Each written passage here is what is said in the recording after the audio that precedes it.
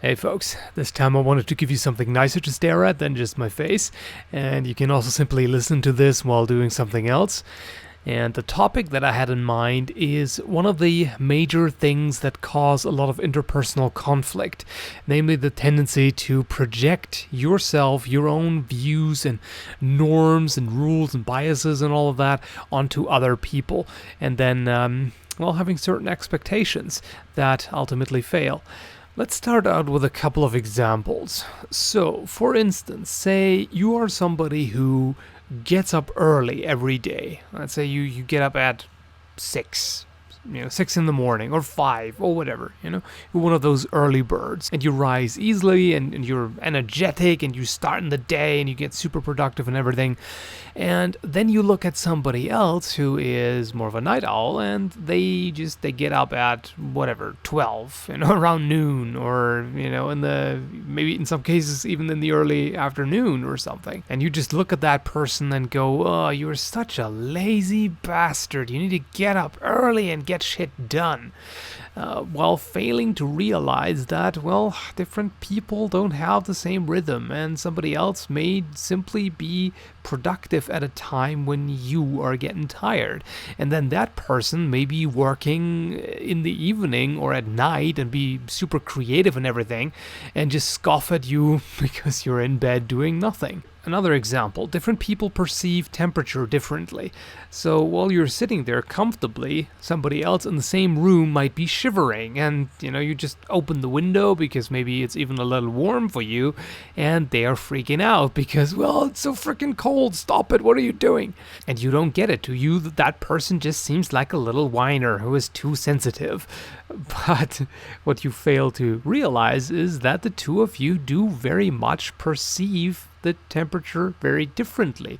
That person is actively freezing while you are not. And yet another example, you have a relationship of two people who both agree that being honest to one another is important, that you should not lie to your partner.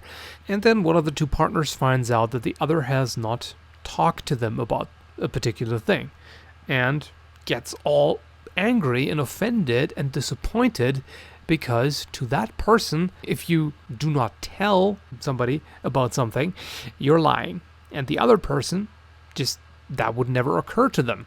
No, of course not. If you simply don't talk about something, it's not a lie. A lie by omission is not an actual lie. And then you have a problem because one partner believes that the other has actually abused their trust. And that's, of course, very bad if both agree that truthfulness and honesty is important, and then suddenly one thinks the other has lied, even though, they don't really agree because they have different standards. And that's one of the very common problems that happen all the time, in relationships, in everyday life, between employers and workers, and teachers and students, between politicians and voters, and so on and so forth. Plenty of examples of that. So the issue behind that is that you take your personal experience and your personal beliefs, your standards, your norms, and all of that, your sense of what is right and wrong, basically, you take that as universal. You take that as, obviously everybody agrees, or everybody should agree. And if somebody does not, then that is somehow a violation.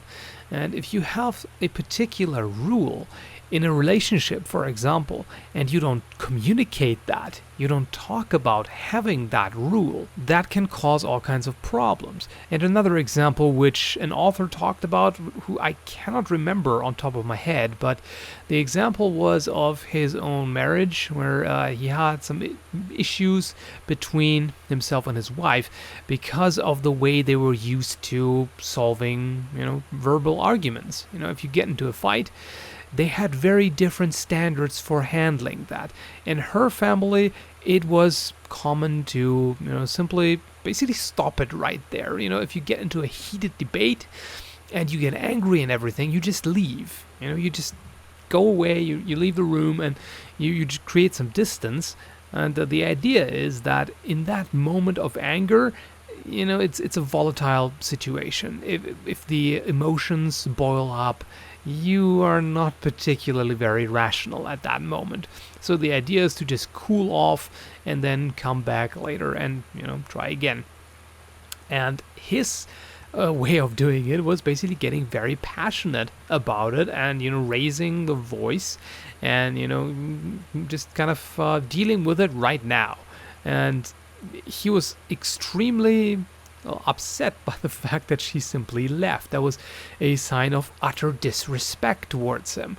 Whereas to her, it was actually an act of respect to do that. So they had completely different norms for that, different ways of handling it, and different interpretations.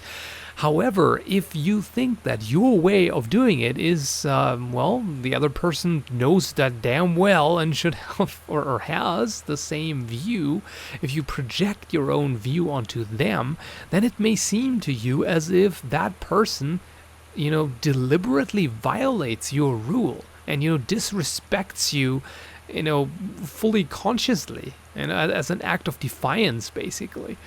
Just because you're not aware that that person simply doesn't know about your rules, because they are your own and you haven't talked about them.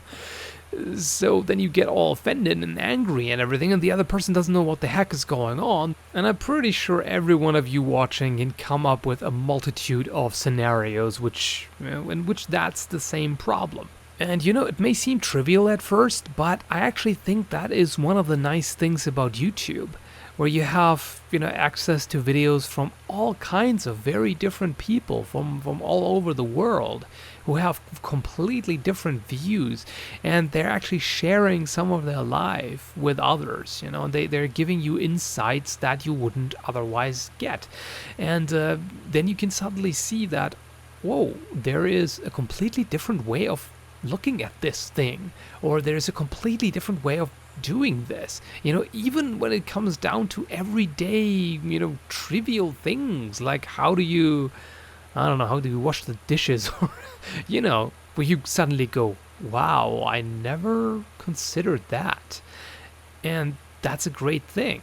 So it's not easy to always remain aware of the fact that your personal ideas are just yours.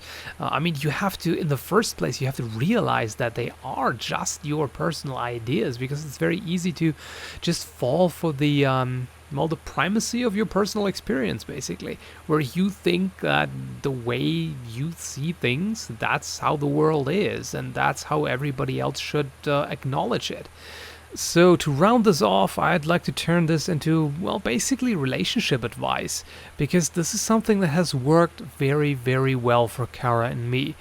Be 100% open and honest about everything, and establish what honesty means. You have to talk about everything.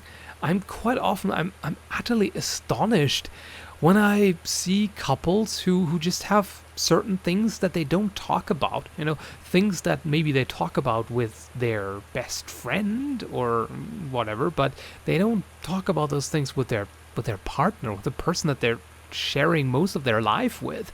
And that seems very odd to me. That's the person that you have decided to be the most connected to, right? The most intimate with. At least that's how I view it. And then you're not talking about things that are really important to you, like certain norms, how a relationship is supposed to be, and what respect means, and what honesty means, and all of these things, Yes, sure, it takes a lot of time and patience and effort and everything, but it's worth it. Trust me on that. I have a fantastic relationship. The best I could possibly imagine. And that is part of the reason why we're always talking about everything. And we're not leaving things in the realm of the vague but supposedly self-evident, if you know what I mean. So really talk to one another. Be upfront about it.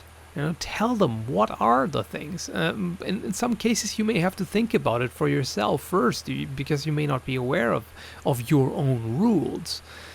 But yeah, that's about all I have for now. Hopefully this was of some use, and thanks for listening.